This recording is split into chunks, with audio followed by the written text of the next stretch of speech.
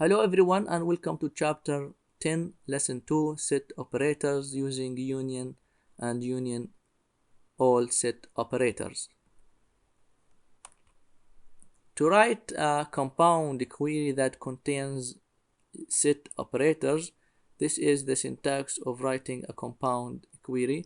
This is the first select statement in the compound query, and this is the second select statement in the compound query, and between these two components queries you put the set operator, either union, union all, intersect, or minus. So in the union operator, the rows from both queries return after eliminating the duplicates. The result from this statement and also the result from this statement will be used to generate the final result of the compound query. The union operator returns rows from both queries after eliminating the duplicates. Union all operator returns rows from both queries without eliminating the duplicates. Let's have a look at these examples to understand how to use union and union all to build a compound query. So this is a compound query. This is a compound query. This is the component query, and this is the second component query, and we use here union set operator. Select last name from table employees. So this statement will return last names from table employees.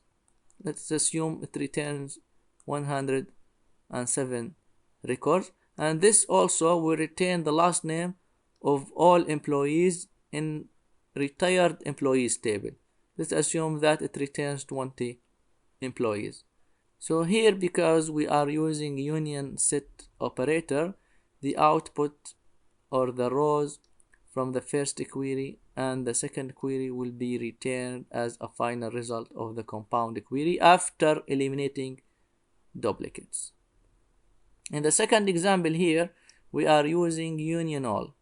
Union all, the output from the first statement is combined with the output of the second statement without eliminating the duplicates.